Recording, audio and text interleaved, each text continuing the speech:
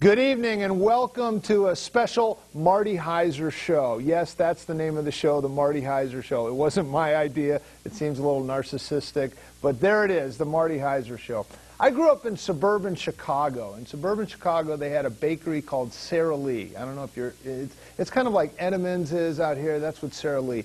And they had a phrase about Sara Lee that said, "Nobody doesn't like Sara Lee."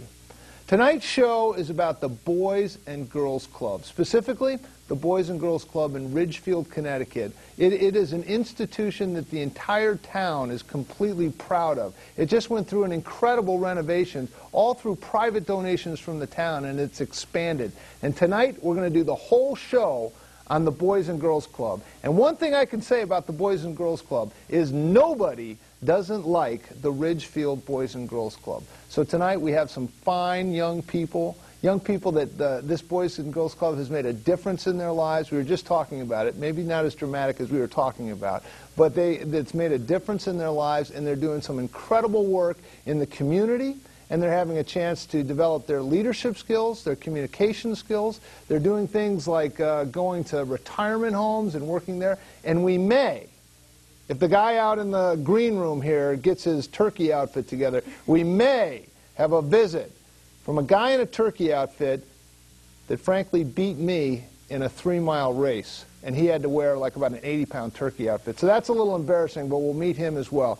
The phone number here, it's a local call. For you Ridgefield types, it's a local call, 438-2003. 438-2003, and they'll put that up on the show, on the little tagline there, right over the self-absorbed Marty Heiser Show logo right here. Marty Heiser Show. Okay. Call in if you have any questions or comments. If, by chance, some of the young people that you're going to meet tonight, if they've ever done you wrong and you want to embarrass them on television, you just call in and we'll put you right on the air so you can talk about that. I was just kidding about that part. But first I want to welcome Mike Flynn. Thank you very much for coming in. I really appreciate it. I've gotten to observe you from afar a little bit, just your workings with the young people there, and it's really touching to see how well you're accepted by them and what a difference you're making in their life. You're the Director of Operations for the Boys and Girls Club. Yep. Okay, so apart from Shaquille O'Neal and Denzel Washington, what are you doing with the Boys and Girls Club, and what's the effect you're having, do you think, in Ridgefield through the program? Well, I think we have a pretty big effect overall in the community. I've been there 8 years now, and have kind of gone through the transformation, as you mentioned, from the club early on to, a club that's, 3, almost 4 times the size with a lot of different resources that have come through that. And, the main thing that I love about the club is, you'll meet a lot of kids tonight that are now sophomores, juniors, seniors in high school, but started out 1st, 2nd, 3rd grade, and I found the connection with the club and the staff there, and have really used it as a positive thing in their life and continued with it. So, well, walk me through a little bit, because I know, truth be known, I'm on the board of the Boys and Girls Club, so I have a little bit of inside knowledge, but I haven't been on it for that long. But walk me through, what was the capacity of the Boys and Girls Club? How much did they raise to do all the renovation, and how much larger has it gotten? The capacity back in 2005, before 6, before we went under, we had about, on an average day, we had about 60 or 70 kids, I would say. And that was pretty near capacity to do what we wanted to do. And what was the square footage? Or what square were you looking footage at? Was about just under 8,000.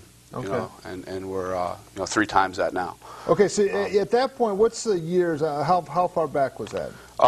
The renovation started in 2006. Okay, so 2006. and we reopened the new facility in fall of 07. Fall of 07. So you're at 8,000 square feet, Yep. and you were bursting at the seams. Yes. Okay, I can remember when my son used to go down there. He was supposed to be there to do his homework. Every time I went in there, he was playing video games and bumper pool, but still, it seemed like a safe place for kids. Yeah. So I was glad he was there. But you're bursting at the seams, and so you saw it before. And how much money was raised, and how was it raised? Was there some big headquarters in Colorado Springs that sent you a check, or how did that work? No, it was a capital campaign, a lot of private donations. Altogether, it was over $6 million raised to build a new facility. And there was a couple of cornerstone donors, obviously, there, but really community-wide, a lot of individual support, a lot of, there's some corporate support. The state of Connecticut was able to support us as well, but just an unbelievable thing to kind of The town kicked in a little bit. And the town Ridgefield, yes, they did. Well, a couple they kicked in, I think, 50,000, I remember, one time anyways. And then also you have this huge pool, and they use the water from the pool for fire suppression.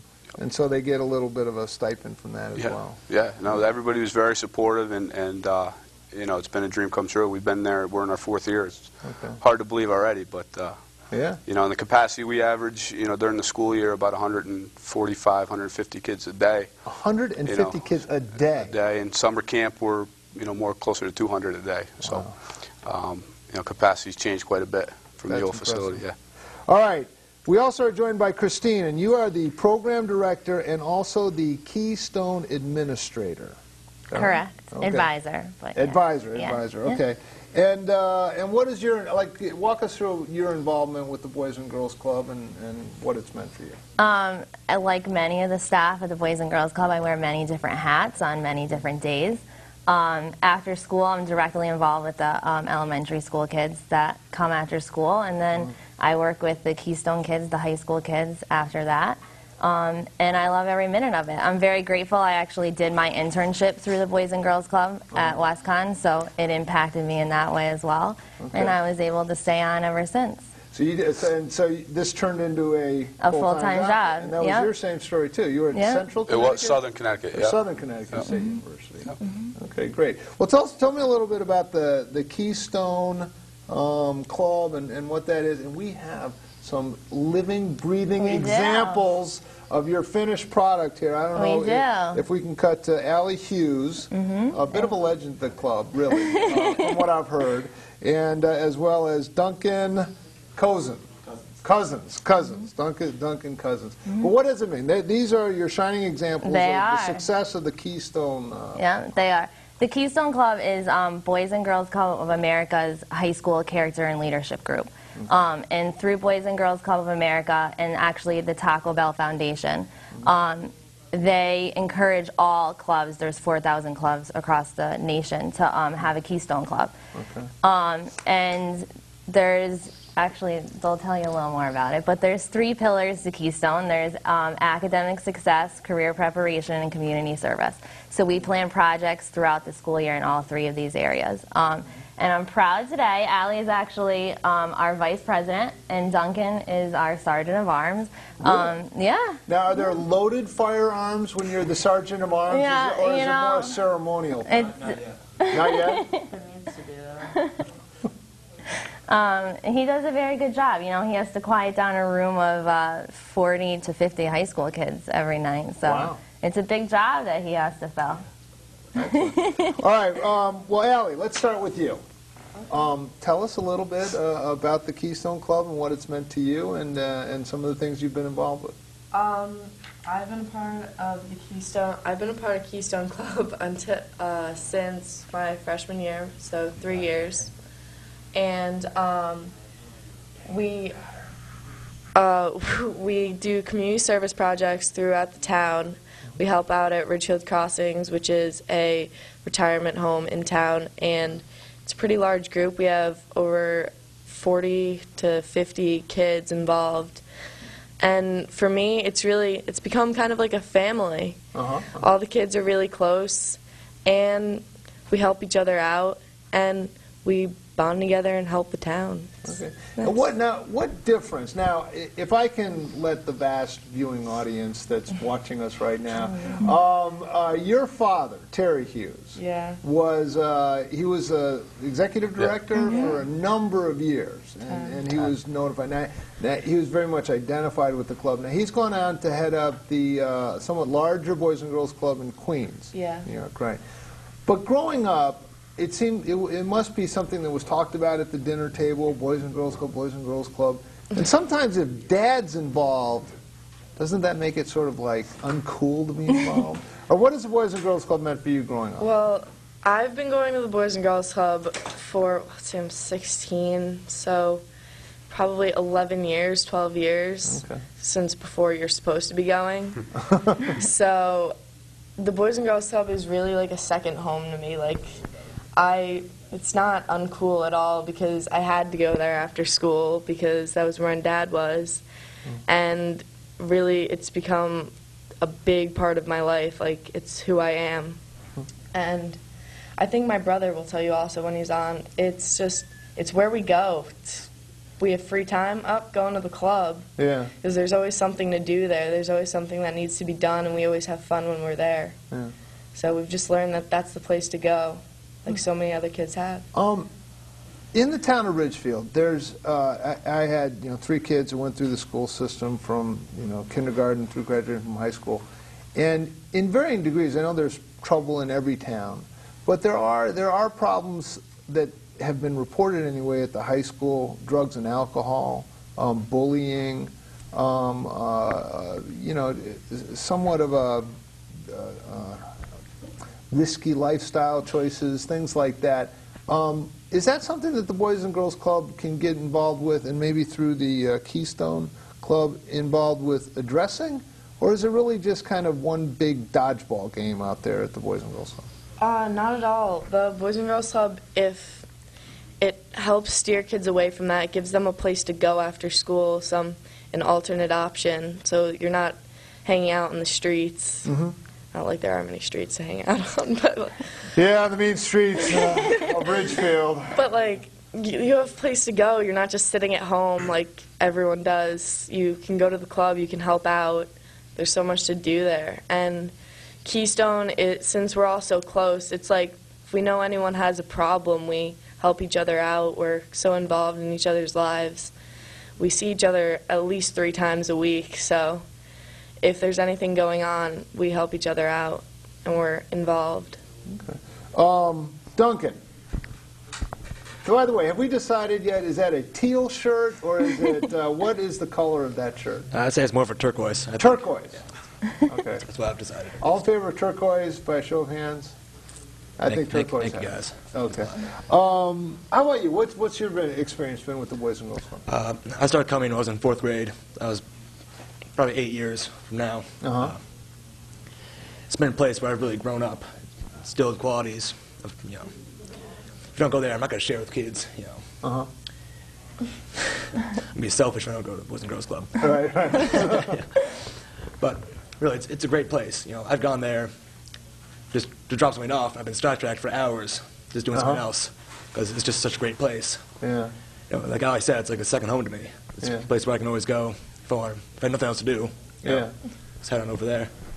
Now, the question that I have is, it seems like one thing that the Boys and Girls Club is really good at is, as you come up through grade school, they entertaining, lots of, instill good qualities, a lot of, you're in charge of sports and things like that. So there's all kinds of, your basketball program kind of rivals the RBA. There's a little bit of, Yeah, it's a pretty there. good program. Yeah, it's a good program. It's just excellent. So as you're going through, grade school and junior high, it seems like there's just a lot of activities, keep kids doing healthy stuff.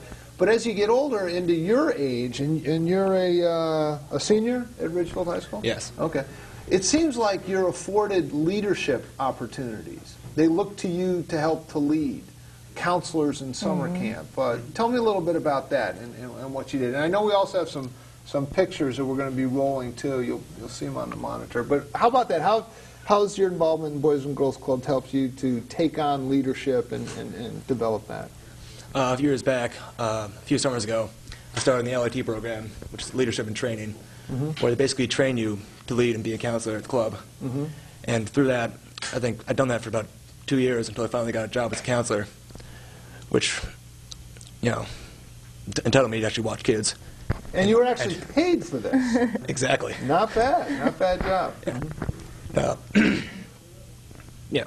It really enables you to push forward and lead instead of just sit back and take orders. Yeah, it's interesting because when you think about it, if you think back when you were in like 4th grade, 5th grade, that high school summer counselor guy, that was just the coolest guy ever. He was the man. And he was the guy, yeah. And so you get to be that guy. And we're looking at some of these pictures here.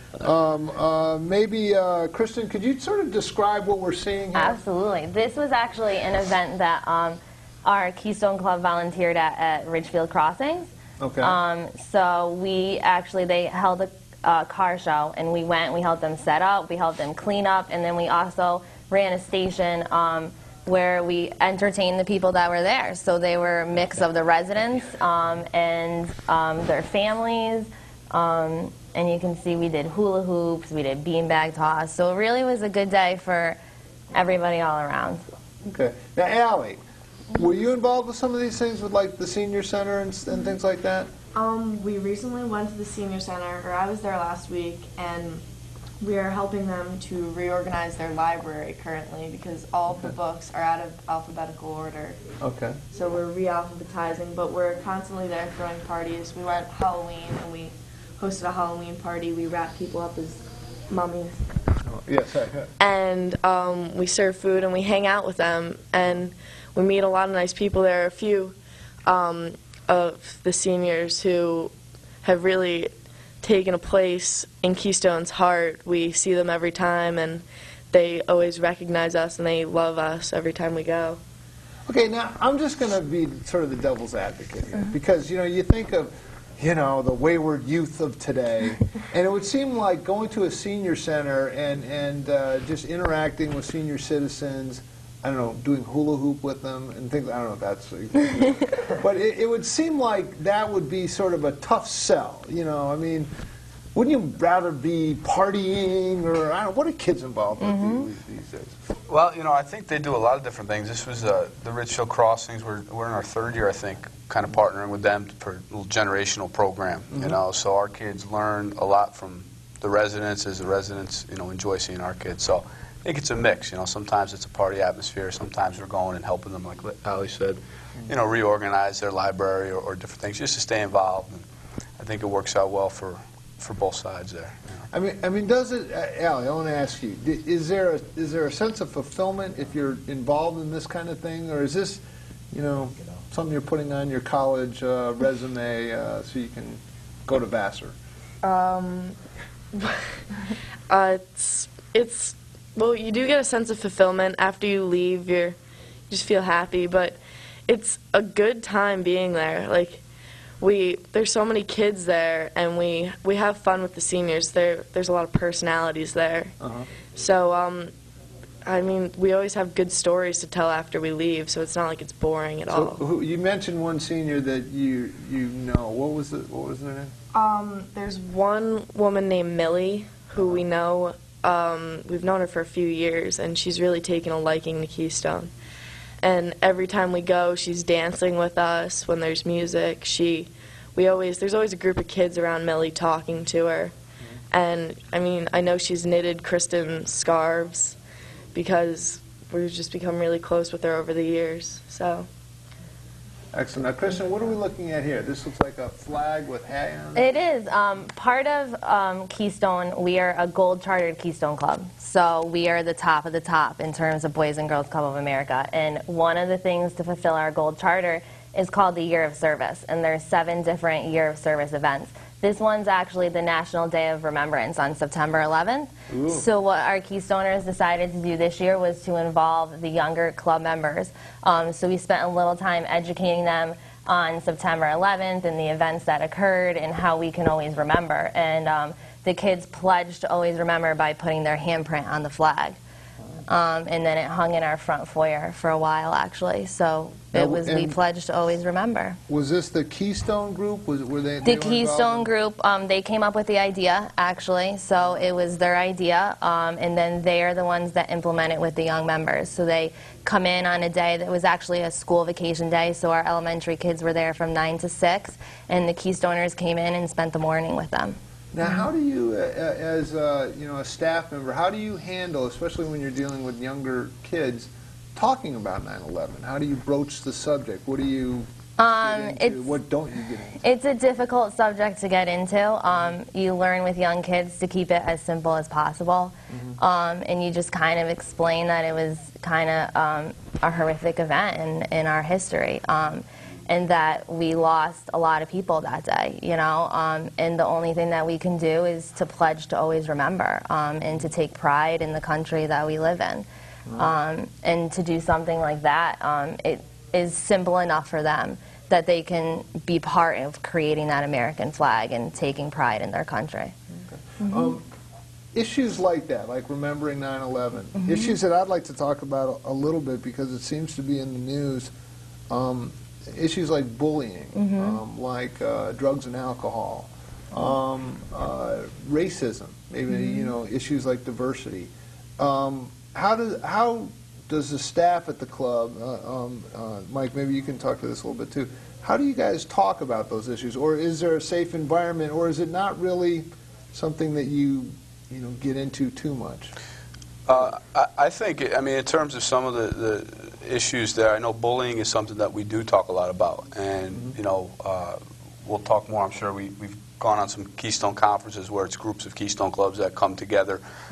We just recently came from a regional conference with 51 different Keystone clubs from down from Maryland up to Maine, and they happen to be in Stamford. Happen to be in Stamford, Connecticut, and I actually ran along with Kristen a bullying session. So it was talking to Keystone kids about the issue of bullying and how they can play a part in especially in their clubs and in their schools of trying to eliminate that and try and work with some of the kids that are being bullied or are the bullies and kind of talking through some situations and how they could handle that if it's happening in their clubs. And I know with our kids we do spend a lot of time with our Keystone Club and actually our Torch Club, which is our middle school leadership group, talking through that issue specifically to how do we combat that and how do we make sure it's not happening at the Boys and Girls Club. Yeah, has that been an issue? Has it been an issue in the town of Ridgefield and specifically at the Boys and Girls Club, and how do you address it as it comes up? Yeah, I think it's a big issue. I think it's a nationwide issue, going on. It seems to be, the one thing with bullying is a lot of it goes unintervened. It happens in the schoolyard, it happens in the gym when there's 30 or 40 kids, and it's a tough thing to catch a lot of times. And I think when we talk to our older kids and our high school kids is, different ways that they can try and seek out some things like that they know have happened and how we can work toward making that bully understand the consequences of what they're doing. So I think it's something that we spend a lot of time with these guys, because, like we said, the kids that are in that 6th, 7th, 8th grade that have, a Duncan as a counselor or a staff member at the club, they're going to respond to what he or she says a lot of times. And I think we could, it's almost a peer-driven thing where, the kids, the older teens that they look up to, the younger kids will respond to taking some correction and some guidance from these guys. So. Yeah. Duncan, in your dealing with the youth, how do you address bullying when it comes up? If you have a summer group and you're assigned 18 young boys, there might be one or two that seem to be picked on a little bit more. Do you actively, come up with a strategy whereby you want the kids may be a little less confident or something? You want to build their self-esteem and build their confidence, and how do you do that? And does that tie in with the training you're getting too? Well, yeah, in most cases it does. It's not like most of the time, kids who are getting bullied are picked last, for teams. So I think one way to avoid that is to, personally pick the teams yourself. You don't want to be the last kid. No, that's the worst. Yeah, That's awful. I was that kid quite a bit. Actually, in grade school, like 4th grade, they're picking up basketball sides. I could never go to the left. But anyways, go ahead. Yeah, exactly. But, if there are kids who are acting up and bullying, we actually have a bench where they go. If they go there for a while, think about what they did, and then we can let them come back. But in most cases, we try to make every kid every camper feel equal about themselves. Like no one can really be better than anyone else in the club. Okay. So I think in many ways we try to do that, but it gets crazy. But Now, how much involvement do you have with the parents then? Will a parent come marching down and say, my Johnny was the last guy picked a kickball, and what are you going to do about it? That hasn't happened yet, but if it does, Well, like I said before, we're going to make sure that doesn't happen again, and we're going to pick the teams ourselves. Okay. But what I think one of the great things is that we have positive role models. So we might not see the bullying as much at the club because our kids and our counselors have all grown up coming to the club. I think every single camp counselor that we had this summer was a club alumni, actually. Wow. So the younger kids have watched our camp counselors grow up at the club, and they want to be just like them, and they want to make them proud. So I think one of the great things is that any time that Duncan or whoever pulls somebody aside, they're going to try their hardest from then on out because they don't want to let Duncan down. Good. I like that. See, I'm telling you, children at that age, the age that you guys are dealing with them, and once they get to be your age, they're set for life. But the younger kids, I'm sort of joking, but the younger kids that you're dealing with, you have the ability to have a profound impact on them. Now, this show, we've recently been picked up by Cablevision, so it goes to Greenwich and New Canaan and Norwalk and Bridgeport and all over. And I know for a fact they have a Boys and Girls Club in Greenwich. They do. Because LeBron James, of all places, picked that venue to announce that he was going to play for the Miami Heat. And for those of you viewing at home, it hasn't worked out so great. I mean, they got $300 million worth of talent there. Bosch, who's the other? Wade. We had Dwayne Wade. He's a Chicago product. Playing Cleveland tonight, right now. What's that? Miami's playing Cleveland right now. Oh, yeah, that's right. But don't turn there. Stay here, because this is riveting television. And you can always watch LeBron James later. But I know that he announced that. And I mean, how many communities is the Boys and Girls Club in the greater Fairfield area? Greater Fairfield, there's about, I would say, 6, 7 clubs. There's 16 in the state of Connecticut. Stanford, Greenwich, Ridgefield, Reading, New Haven, Lower Naugatuck Valley is kind of still in our range. Am I missing any? I think that's... In our immediate range, yes, those are the closest ones. Al, if we could get a shot of Rich Merritt, just get a shot of Rich, because I want to include you in this, Rich. You were saying that there was a youth group in your community that wanted to become a Boys and Girls Club associate? Looking into it. Okay, what community is that? Bethel. Bethel. And what's the name of the youth program right It's now? called Pro Access Bethel Teens. Okay. We have about 400 kids we have about 400 kids Okay. in the program. And you're looking to, so in Bethel you have a program with 400 kids, and you're looking to pick up the Boys and Girls Club mantle. All right. Sorry to put you on the spot, but we were just talking about that. All right. Well, listen, I want to tell you guys a little secret. When the real estate agents in town come in and they're showing prospective families that might want to join us in our idyllic Norman Rockwell-esque community, one of the things that they stop by, you're rolling your eyes, but you know what I'm saying. But one of the things that they do is they will go by, they will take the prospective family, they'll show them the library, they might show them, Parks and Rec, but they specifically go by the Boys and Girls Club. And it's right there in the middle of town, and it's just an absolute gem. And it's not just the physical building, but it's you guys, the leadership and the young folks that are there that make it great. So, listen, thanks a lot. We're not done. What we're going to do is we're going to go. You have a DVD that we've professionally produced, especially for this event tonight, and we're going to roll that DVD. And then we have some other people coming in. Allie, it's your brother, and he's okay. He's not weird or anything. It's going to be great. Well, He's all right. I can't say that for sure. Okay, so you guys are, at home in the family room. Who gets the clicker? Does he get to watch SportsCenter, or do you got to watch Life, The Hills, or 90210, or what happens there? He absolutely does not get control of the remote. Really? Yeah. All right. Well, we're gonna have to TJ, right? Okay, we'll have to either have him confirm or deny that. Well, before we do that, we're going to go to this professionally developed DVD that we put on especially for tonight. So we'll roll that, and then we'll do a little switcheroo. But thanks a lot for coming in. Okay.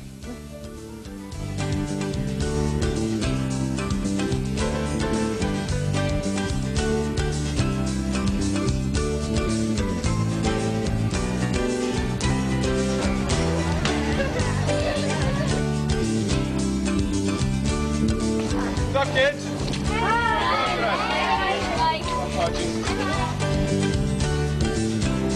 The Boys and Girls Club is a youth activity center which focuses on the development of children. The professional staff employ a basic youth development strategy so that all members feel a sense of belonging. What's up, Nikki? How's school today?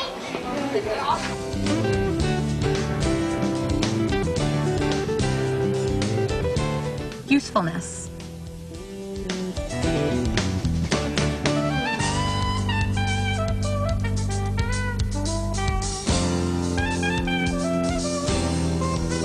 Influence.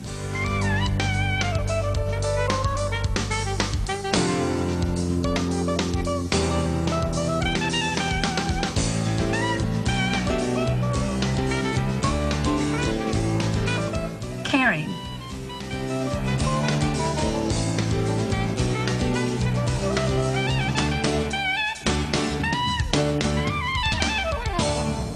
Our club's rich history and storied success over 8 decades has been based on our ability to embrace current trends and needs of young people. Couple that with the generosity of this community, we have this wonderful place for today's youth. The relationships between kids and staff are real and very natural around here. We care very deeply for each one of the kids that comes through our doors and understand the difficulties they go through while growing up. If we can be a positive influence and a good resource for our kids and families, it makes what we do very well worth it. Here at the club, we have a captive audience during our after-school hours. Our programs are designed to give kids time away from the rigors of academics while stimulating them in other ways. I find the casual atmosphere and the interaction between their peers and other club members to be as valuable as anything we do here. Kids need to be kids. The club offers programs in 5 core categories. The arts. Like your rubber, so you have to decide. Bingo. Good. Where's our cheese string? Education and career development.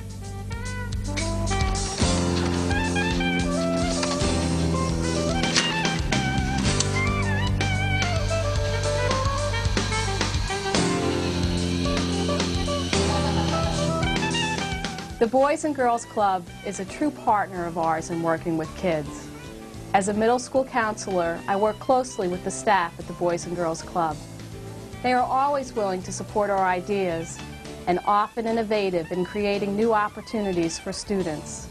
They truly make a difference. Sports, fitness, and recreation.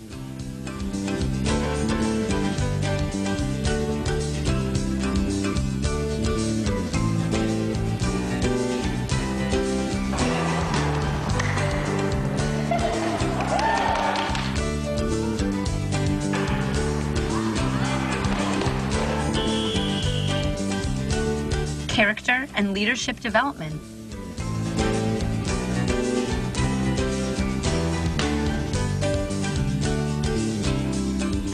How many hours do we need each one? Raise your hand if you're planning on being there.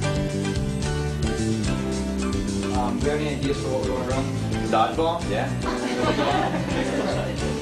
There you go.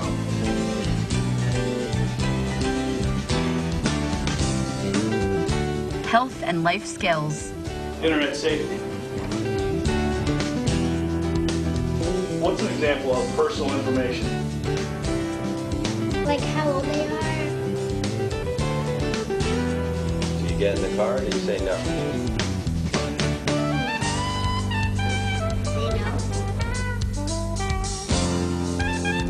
I like competing with other kids here. I'm also the vice president of Torch Club, and so I get to run most of the meeting. What I like about the Boys and Girls Club is going down to the art room and painting stuff that I like. I'm Pete Shelkey. I'm a senior at RHS. I've been a part of the club for a good amount of years, since I was about 6. It feels nice to be a counselor and a role model to the kids. And I keep coming back because it's a great place to be. It's a great place to be a part of. And I'm vice president of the Keystone Club, which gives me an opportunity to give back to the community, not just the club. and also make a good name for the club, which is an important thing. How's it going? I'm Pete. I've been at the club since I've been a little boy at the old club before I renovated, and just really love the atmosphere here. It's really a good time. Get to hang out with little kids all day. It's really great. Enjoy myself. I'm now an employee here. I just like the influence on the little kids and have a good time.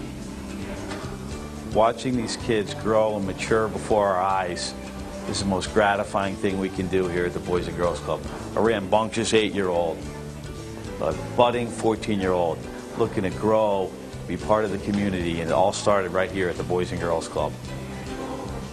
To see these young guys go from 8, 14 to 17 and 18 valued members of the staff, we're now ready to serve the next generation of Ridgefield's youth.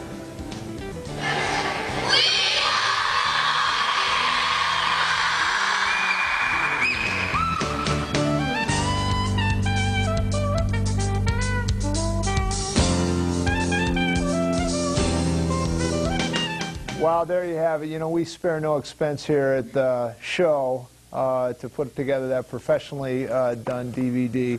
We're joined now by TJ in the black and Tristan, who's here in the blue, and then Stephanie. Stephanie, frankly, those blue vests are hideous. You guys look like you work at Walmart. What's the story with the blue vests? Well, those blue vests have been around for quite a long time. I've been at the club since I moved here in this was when I was in 6th grade, so that was 7 years ago, and they were there when I got there, and everyone had to wear them, and there have been some running jokes going around because they came back suddenly. They'd been hiding in the closet, and they're back, and they look like Walmart vests. Yeah, they look like that a little bit. Now walk me through that a little bit. You moved to Ridgefield in 6th grade. Yes. Okay, now that's a tough age to move and come to a new town. Yes. Now, what did the Boys and Girls Club mean to you when you first moved into town? Well, I came when it was in transition, so it was actually like in Yanity Gym at the time, which is really small. So it was kind of difficult, but it was really fun. Like, we would go there every day after school, me and my brother, and we would. Susan, the art director, had a little art room set up in the locker room. Actually, really? Yeah. Wow. And I'm an artist, so I would go in there mostly, but it was really fun, and they would all play. They would get to play basketball in the gym, and I remember we had Pizza Hut every day, like little just like little snacks come from Pizza Hut for us, and all the kids were there, and we'd help them with their homework if we were older kids and they needed help. Sure. Yeah, it was great. Now you said that you're involved in art. How has the Boys and Girls Club helped you with that? I mean, it seems like there's a lot of sports and gym and stuff like that. But what about the art program, and how did you plug into that? Well, the art there's a lot of art programs that go on at the club. Actually, there's drawing classes. For a while there was a ceramics program. Mm-hmm. Susan is the director at the club who does art, and she's really creative. She comes up with all these crazy projects that they do that are really fun. The kids love them, and yeah, it's a lot of fun. Whenever I volunteer there, that's usually where I go, and there's always lots of little kids down there drawing and painting and just like having fun, and it's great. So now, when you moved to town in 6th grade, you didn't help in a leadership position. You just kind of went to the club and felt it, but then you sort of grew into this. I mean, every time we talk with one of you, you're talking about how, well, I'm helping with summer camp, or I'm going to a conference, or I'm working with the younger kids in art. How did that transition work for you? Yeah, that happens with a lot of with the kids as they get older. And for me, it was 6th and 7th grade. I went to the club, and then I think it was the summer after my freshman year. I volunteered over the summer as an LIT, and wait, LIT, don't leader tell me. Leader in training. Okay. All right. And then I would go after school and volunteer. A lot of other people do. Tristan does that every day, and and Allie and TJ and everyone. A lot of people in the Keystone Club go and do that after school. Okay. Well, great. Well, I love the idea of a 6th grade girl moving to town, not knowing anyone, but then seeing the Boys and Girls Club and sort of finding a safe place for kids. I mean, is that something that when the new kid comes, are you guys conscious of that, and what do you do? Oh, absolutely. I mean, I actually think Mike is very talented at that because he knows every single kid when they walk through the door. Really? Every single kid. And so you can recognize immediately when the new kid has come to the club. And I think one of the great things about the club is there's so many different things to do, and there's so many different groups of kids that you can find something for every single kid to do. Okay. So they're welcomed and they enjoy it, and then they become like Stephanie, who she didn't tell you, but became a paid lifeguard this summer. Wow. So she started as a 6th grader coming to have a good time, and now she's a club employee and going to be a great Keystone alumni in the future. So this is another paying job, right? Yeah. Very good. And very well deserved, too. So it's awesome. All right, so Mike, you're the keeper of the gate. You're there. You played high school football. You played high school baseball. You still play semi-pro baseball in the summer, or is that overstated? I wouldn't call it that. No, okay, but you're still involved in competitive baseball during the summer months. Yeah. So you're the keeper of the gate. You see these kids come in. A new kid comes in. I mean, are you consciously seeing who's the new guy, who's, kind of leaning against the wall and isn't involved, and how do you help facilitate that? You studied psychology and recreational science in college, right? I did. So you're a pro at this. The experience has helped. I think the key for all the professional staff down to the part-time staff is, and we spend a lot of time on training, to identify the kids that either are new, or maybe a little bit shy, a little bit more reserved.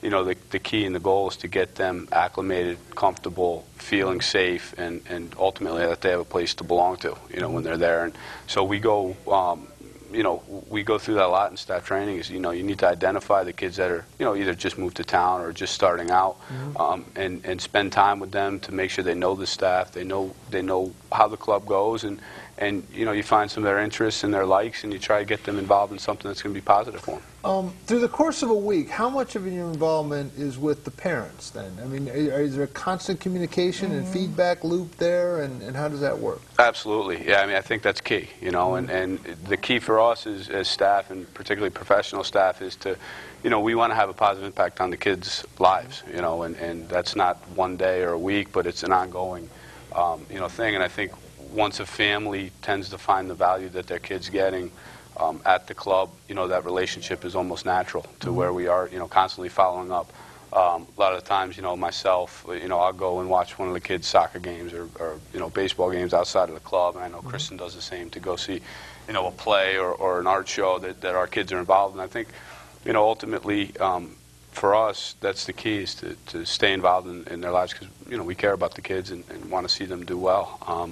But identifying them when they first walk in is a must. You need to do that. Stephanie, have you ever had Kristen come to your school or one of your events or something like that? Have you seen her outside of the club, and is she? Well, she's never come to our school, but I see her at all the Keystone events. She's at every single one because she's our advisor, and she's very, very involved.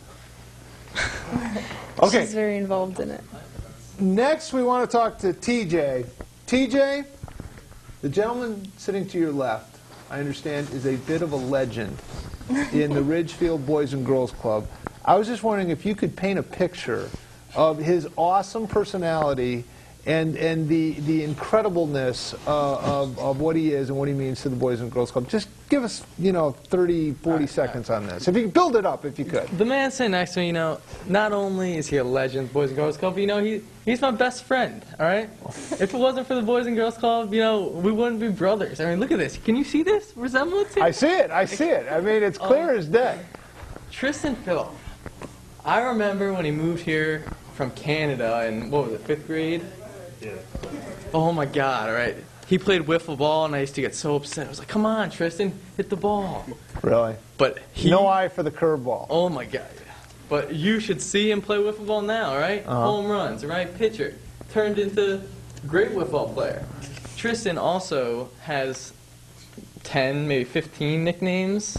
Really? At the Boys and Girls Club, just maybe 20. Well, let's run through them. I mean, Well, it started.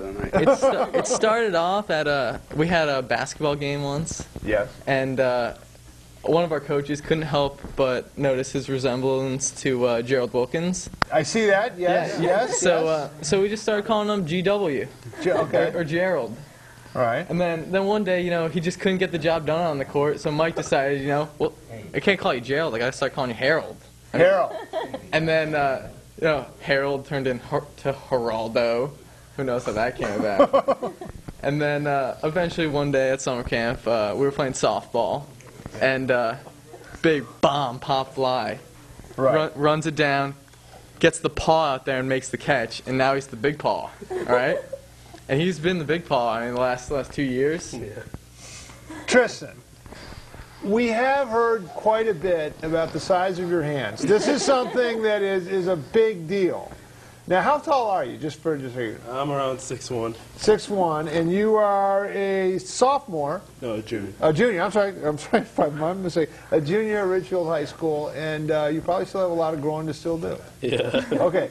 Now, first of all, TJ, I need to know. Your sister says that you have no control over the clicker. Can you confirm or deny that? I try to be a complete gentleman, so I try to instill that at home. The ladies have their way. I see it. That's beautiful. I'm personally getting a little misty here, the way that he shares and is a gentleman to the ladies. That's why I will be expecting many texts on my phone when I turn it on after this. Okay. Now, Tristan, you moved here from Canada. Yep. How old were you when you moved here? I was 9. 9 years old? Yeah. Okay, and so, what has the Boys and Girls Club meant to you from when you first came to Ridgefield? When I first came to Ridgefield, I really didn't know anybody. I was pretty shy. Didn't really talk to anybody. Then one day during school, Mike, Terry walks in, introduced themselves, told me to stop by the club. And I stopped by. I was a little hesitant at first. Then I stopped by, and I actually fit pretty well.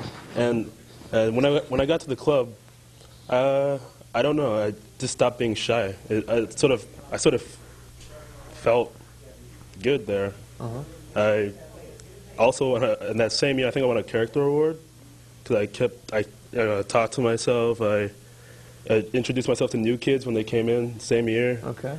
Showed them around, played games with them. Yeah. So I'm also sort of a troublemaker. You could ask Mike about that too, but on a bench a few times. But yeah, it was a pretty good year that year. Okay, I mean, again, a little bit like Stephanie, it's not that easy when you're 9 years old and you move to, a new community, and it's like, wow, everyone already knows each other and has friends. Where can I plug in? Did it help at the Boys and Girls Club? Yeah, it really helped. It sort of boosted my confidence of talking to people, and so I met a lot of new friends in school since these guys taught me, to put myself out there, show them who I am. So, yeah. Excellent. Now, are you involved also with the Keystone? Yeah, I'm involved. I'm not a president or vice president, but I help around a lot of events. Okay. Now, are you familiar with this national project? It's okay to say no, because we have Stephanie, and Stephanie knows all about this. And by the way, can you, Stephanie, also can you testify to the grandeur that is Tristan and his reputation at the club? Is it true what they say? He's just bigger than Oh yeah, he's a legend up there. Big Paw has pretty much come to replace his actual name. That's just become his. It's like everybody knows him. He's the Big Paw. He's the big man on campus, big shot, and all the kids love him. So it's not bad. That's why he's got the T-shirt, to be great. All right, tell us a little bit about the. Before you do that, what was Tristan like when he first came to the club, and how did you have to kind of take care of the rough edges? Well, when he first arrived, he was, like he had said, very shy. I think he had. Some, as any kid would at that age, a little trouble, being in the new community, and but we always knew that he was a good kid, and I think he's a testament to what the club can do. I mean, he's here now, 6-7 years later. He's a confident young man, maybe a bit too confident, a little, but that's okay, I'm just kidding. But no, I mean, I think that the key again, I think when he was that age. you know, whether it be someone like myself or a high school, college age person that he was able to connect with to kind of aspire to be. And, you know, now here we are, and he's the one that those younger kids are looking up to. And I think that's what it's about. That's the one thing, if I can just talk about them even though they're right here, but the one thing about these young people, all kidding aside, is each one of them will talk about how, you know, it's been great to give back, it's been great to help people in the art groups or you know, to work with the younger kids, and to me it's just such a beautiful thing where kids come in, they benefit from the club, you know, they're not full-fledged adults, you know, with a mortgage and kids of their own, but they're in those in-between years, and they have an opportunity to serve as a lifeguard or summer camp or what have you, and really have an impact on the younger kids. Absolutely. You know? Okay, Stephanie, tell us a little bit about the national project and what that means, and Christian, maybe you can fill in a little bit too. Absolutely. Go ahead, Stephanie. Well, the national project is something that is, it's a national event, obviously, and every Keystone Club is encouraged to participate in it. You don't have to, but if you do want to be, if you want to have a gold charter, you have to do something for it. This year's theme is Educate to Elevate. So basically, any Keystone Club that wants to participate just has to come up with a project. They're usually pretty large scale, at least ours is going to be this year. What's the project going to be? Well, what we're planning to do right now is have an academic competition with a range of ages, and there will be different subjects, and kids can come and participate, and there's going to be a prize at the end for the winner. So. Okay, excellent. And this is all student run, or what do they send down from headquarters on all this? You know, the headquarters, actually, Allie was part of picking the topic for the national project this year because she was on the national steering committee for the National Keystone Conference coming up. So they pick a new topic every year. And then they research the topic a little bit and they send it out to the Keystone Clubs, and it's up to the kids really to decide the project that they want to plan. Our Keystone Club has 6 different committees, and Stephanie's in charge of the operations committee, which is where the project falls under. So it was 100% up to them and what they wanted to do, and they came up with this academic decathlon, and I think it's a great idea. Academic decathlon? Okay. Yeah. Excellent, excellent. All right, TJ, I want to pick your brain a little bit more. Let's do it. Because you are the son of a legend as well. And by the way, Terry Hughes, your father, was executive director for many, many years. Actually, hold on, I just want to clear something up. Please. He's the father to a legend. I see that. I see that. Yeah, I think you pick up a good point. You know, another thing, as far as confidence, these kids have confidence, and it's a beautiful thing to see. But the new director, she's been there for about a half a year now? Yeah, pretty close to that. Yeah, 4 or 5 months anyway. Is Julia Hadlock, a very lovely young lady, and she has taken the place by storm. I know they had a gala event, and she seems to be doing a good job, and we'll have to get her on the show sometime too. We're lucky to have her. But TJ, tell us, all kidding aside now, I know you're a living legend, but what has the Boys and Girls Club meant for you, you know, just growing up? I've grown up going to the Boys and Girls Club since I can remember. I was like the little kid that was annoying, that everyone hated. And then I was the kid that won all the games in floor hockey. And it's just like, it's always been something to do after school. And the biggest thing that I've enjoyed is everyone was funny.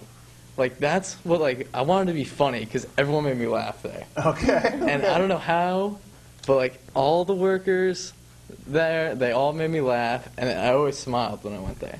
So that's what I probably enjoyed the most. But then growing up, becoming an LIT, and then starting to take more of a leadership role, that was kind of tough. I had to take on some responsibility, which, thank you. Now let me paint a picture for you, because you have just admitted that you were a bit of a pain when you were a small child. Yes. Now you're an LIT. You're in a leadership position, and mini you comes through the door, and now he's the pain in the well, he's the pain. And how do you respond to that? Well, you know, please, there's many of those. I mean, let me tell you. You just gotta find a way to connect with them. Like, a lot of the kids, a lot of the boys, you just get something going in the gym. I mean, if you're engaged playing a game with them in the gym, then one, they respect you. and 2, they listen to you. So that's like half the battle right there. And then you can begin to start to get to know them, and just take it from there. Excellent. Well, see, you grow up long enough, and you can be, you know, the problem to the next generation. So you're beautiful. Our guests tonight have been Mike Flynn, the Director of Operations, Kristen Goncalves, who's the Program Coordinator, as well as the Keystone Advisor. And that's all you do, just advise. These guys seem to run this thing. They handle it all. They handle Stephanie, it all. who we will be learning about as an art director someday, and the legendary Tristan Phillips, Big Paw. He's known as it all, and T.J. Hughes. Thank you very much for being on the show. We really appreciate it. And we didn't want to leave without the chicken. I don't know if we can get a shot. Turkey. We have the turkey here, and for, yeah, that camera right there. And the turkey was involved in the turkey trot. There were 860 Ridgefield residents and people from all around. And Turkey, I don't know if I can have that mic, but Turkey, what was your time in the turkey trot? It was tough. Yeah, I lost the fun run, which really dampened the day. How old were the children in the fun run? Around, I think, under 10, I think. So you lost children that are under 10 years old, and you call yourself a turkey mascot? You must be ashamed. They were playing for keeps. I couldn't beat them. You got a tough jump. And then you went on from there. And did you actually run the entire 3 miles in this? What is this, like Pilgrim meets Turkey, and it lives near the nuclear plant? A little bit, but no, I did not run the actual race. You know, too long for me. I had to go, you know, have dinner. But I didn't eat turkey. You don't eat turkey. That would be no, not in yet. a weird sort of way cannibalistic. I understand that. Well, listen, thank you so much for coming in. If there's any way you could just run back and forth back here, we'd really appreciate that. Our guests tonight have been from the Ridgefield Boys and Girls Club, and we really appreciate you coming in. And for the Boys and Girls Club in your community, just Google it. They're out there, and please get involved. They're always looking for donations, always. And I can't think of anything better to donate to than the Boys and Girls Club. Just Google it. We could run a website down here, but you know how to Google. You're hip like these youngsters. Just Google it. Next week, we may be talking to the Danbury, whatever they call it, the Trashers, Mad Hatters, Whalers. This year they're the Whalers. So we're going to have some behind-the-scenes stuff on that, so you want to tune into that. And then the week after that, who knows what's going to happen. Oh, no, we have an author. He wrote a book called Get Fired Up But Not Burned Out. It's an interesting little dichotomy. But so join us again on the Marty Heiser Show, Thursday night, 9 to 10, and we'll see you later. What's that? Cablevision. Oh, we're also on Cablevision.